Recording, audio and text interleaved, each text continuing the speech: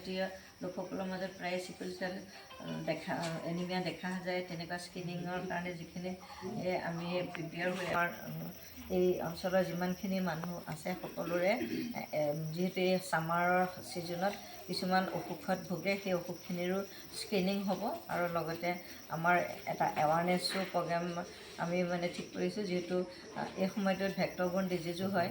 গতিকে মই এই ঠাউকতে আপোনালোক সকলোকে এটা কথা কৈছোঁ যে চৰকাৰৰ কাৰণে নৰৈ যাতে নিজৰ ঘৰৰ কাষৰ যদি নলা নৰ্দমা খাল আছে তেনেকুৱাবিলাকত যাতে পানী জমা হ'বলৈ নিদিয়ে। আৰু বাঁহ কটাৰ পিছত সাধাৰণতে বাঁহ দুফাল কৰি বহুত গাঁৱৰ অঞ্চলত থৈ দিয়ে আৰু সেই বাঁহতে আকৌ পানী এইটোত কেইদিনমানৰ পিছত ডেংগু মহে তাত কণী পাৰি আকৌ ডেংগু নিচিনা বেমাৰ যিটো নেকি আগতে আৰবানত আছিলে আজিকালি সেইখিনি গাঁৱলৈও আহি গৈছে। লগতে ডিছপ'জেবল গ্লাছ যেতিয়া আমি এনেকৈ থ্ৰ' কৰি পেলাই দিওঁ, প্লাষ্টিকটোত তাতে পানী জমা হয়, সেই পানীতে কেইদিনমানৰ পিছত আকৌ ডেংগু মহৰ প্ৰাদুৰ্ভাৱ হোৱাৰ দেখা যায়। গতিকে মানে সেইখিনিও যাতে আমাৰ গাঁৱৰ ৰাইজসকলে সাৱধান হয়, যাতে য'তে ত'তে মানে গ্লাছ একে আদি কৰি এনেকুৱা দলিয়াই নিদিয়ে। দলিয়াই দিলে তাত আকৌ বৰষুণৰ পানী জমা হৈ তাতে ডেংগু মহ প্ৰাদুৰ্ভাৱ হৈ মহে কামুৰি আকৌ ডেংগু নিচিনা এটা বেমাৰ যিহেতু এই অঞ্চলতো আকৌ আগতে যোৱাবাৰো যিহেতু হৈছিলে আকৌ বিয়পি পৰিব পাৰে। তাৰপিছত লগতে কিউলেক্স মস্কিটোটো যিটো লেতেৰা পানীত থাকে, ওচৰত যদি জাবৰ জোঁথৰ থাকে, সেই জাবৰ জোঁথৰ যদি আমি আঁতৰাই নিদিওঁ তেতিয়াহ'লে সেই কিউলেক্স মস্কিটো বাঢ়িব আৰু বাঢ়ি আমাৰ যি এনকেফেলাইটিছ বুলি যিটো কওঁ সাধাৰণতে সেই বেমাৰটো নিচিনা বেমাৰ যিটোৱে নেকি হয় মানুহ মৃত্যু মুখত পেলাব, নহ'লে মানে পংগু কৰি দিয়ে। গতিকে তেনেকুৱা ধৰণৰ মাৰাত্মক বেমাৰবোৰৰ পৰা আমি যিটো হাত সাৰিব পাৰিম, গতিকে জাবৰ জোঁথৰ এইবিলাক যাতে আমাৰ গেলা পচা বস্তু ওচৰত থাকিব নিদিয়ে, সকলোৱে সেইখিনি প্ৰতি প্ৰতিকাৰ লয়। আৰু দিনত যেতিয়া এই অঞ্চলত আৰু এটা দেখা যায় মানুহখিনিয়ে যেতিয়া কাম কৰে কাপোৰখিনি খুলি মানে গৰমত মানে তেনেকৈ কাম কৰি থাকে, যেতিয়া কাপোৰ খুলি গৰমত কাম কৰি থাকিব তেতিয়া ডেংগু মহটোৱে যিটো দিনত কামোৰে তেনেকুৱা ক্ষেত্ৰত ডেংগু হোৱাৰ সাধাৰণতে দেখা যায়। আৰু গধূলি সময়ত কি হয়, কিউলেক্স মস্কিটোটোৱে কামোৰে, যিটো কাৰণে নেকি এনকেফেলাইটিছ হোৱা দেখা যায়। সাধাৰণতে সৰু ল'ৰা ছোৱালীবিলাকে গৰু খেদি লৈ আনি যেতিয়া ঘৰত আহি যদি তাৰপিছত জ্বৰ উঠিছে বুলি কয়, তেতিয়াহ'লে সেই যিহেতু গৰু খেদি লৈ আহিছিল আৰু গধূলি সময়ত সন্ধিয়া সময়ত আনি তাৰপিছত ৰাতি জ্বৰ হৈছে, তেতিয়াহ'লে সেইটো এনকেফেলাইটিছৰ মানে এটা ডাউট কৰিব পাৰে। তেনেকুৱা ক্ষেত্ৰত যাতে লগে লগে চিকিৎসকৰ ওচৰ চাপি আপোনালোকে নিজেই ইয়াৰ প্ৰতি মানে প্ৰতিকাৰৰ কাৰণে লগে লগে ট্ৰিটমেণ্ট কৰিলে যিহেতু সকলো বেমাৰেই ভাল হৈ যায়।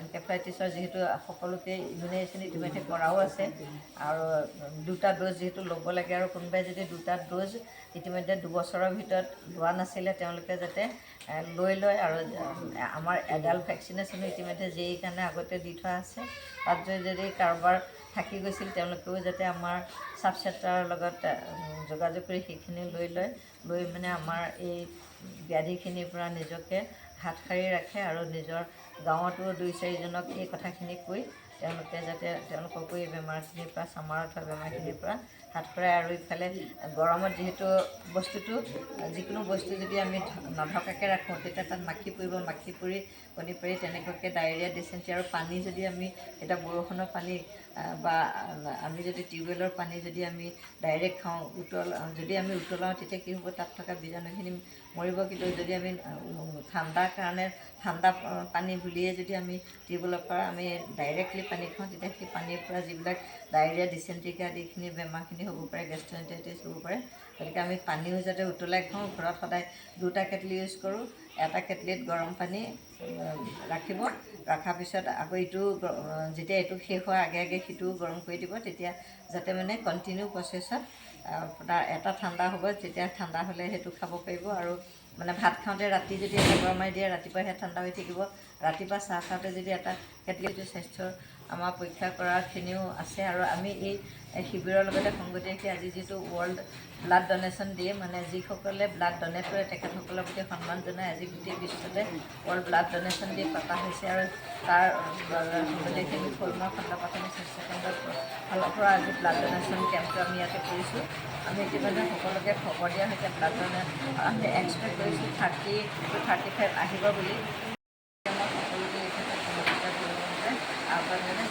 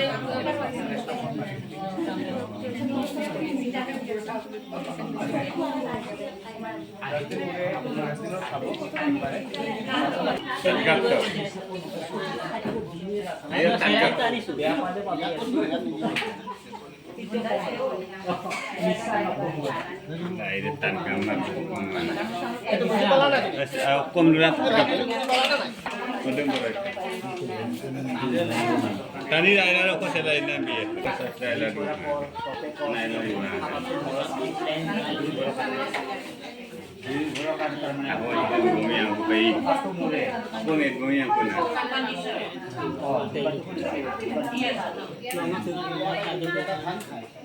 Dari pintu ni saya kasi Facebook ka. Okay. Mula kumpul mo. Dia mulai lagi. Mula kumpul mo.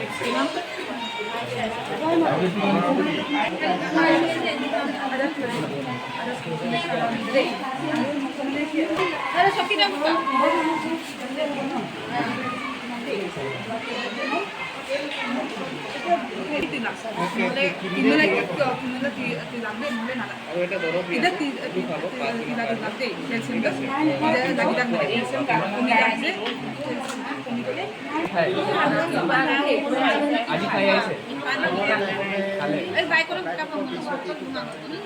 সবে দিন খায় না এইখিনি এনে খাই থাকিব ঠিক আছে আৰু 10 দিন পিছত আকৌ আহিব ঠিক আছে কিন্তু এদিন খাব লাগিব দিনত ব্ৰেকফাষ্ট কৰি কিনে ভাত খাই কিনে ৰাতিপুৱাই খাব লাগে চাহ পানী খাই পেলাই খাই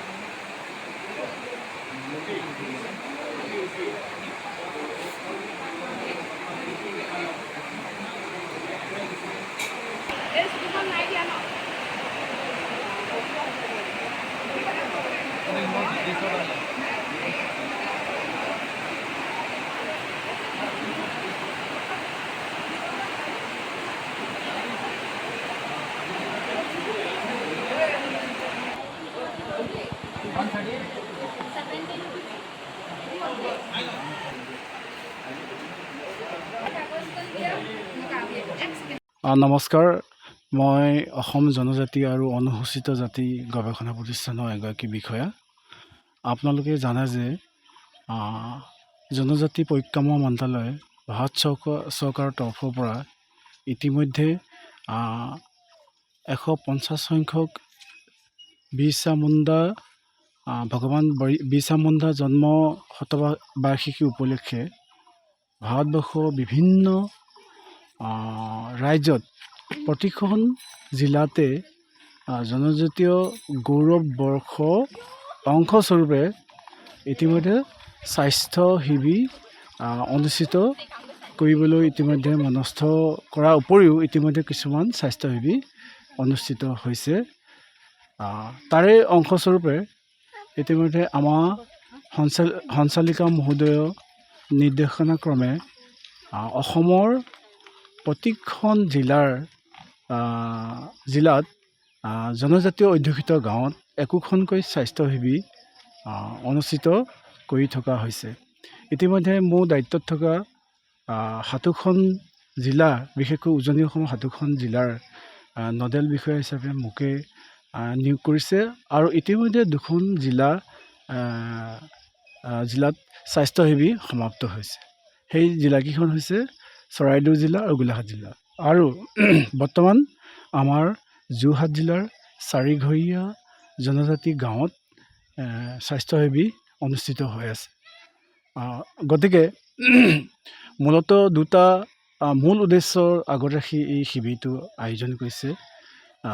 ইয়াৰ প্ৰথম কাৰণটো হ'ল জনজাতিসকলৰ মাজত স্বাস্থ্য সজাগতা বৃদ্ধি কৰা। তাৰোপৰি জনজাতীয় কিছুমান ঠাইত চিকেল চেল এনিমিয়া আৰু যক্ষ্মা ৰোগৰ দৰে এই ৰোগবিলাক ভাৰতবৰ্ষৰ বিভিন্ন ৰাজ্যত দেখা গৈছে। গতিকে এইবিলাক চিনাক্ত কৰি নিৰ্মূলৰ ব্যৱস্থা কৰাৰ কাৰণে এইটো এটা সজাগতামূলক এটা শিবিৰ পতা হৈছে। তাৰোপৰি আৰু এটা কথা হ'ল যে সচৰাচৰ যিটো ৰাষ্ট্ৰীয় পৰ্যায়ৰ স্বাস্থ্য যিটো প্ৰতিবেদন, কিছুমান প্ৰতিবেদনত আমি পাওঁ যে জনজাতীয় লোকসকলৰ মাজত শিশুৰ মৃত্যু হাৰ বেছি, প্ৰসূতিৰ মৃত্যু হাৰ বেছি।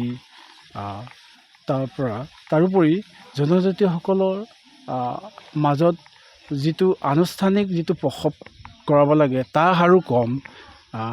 গতিকে পৰম্পৰাগত যিটো সন্তানৰ প্ৰসৱ কৰিব লাগে সেইটো হাৰটো বেছি। গতিকে কিছু ক্ষেত্ৰত স্বাস্থ্যজনিত সমস্যাই জটিলতাৰ ৰূপ পায়গৈ।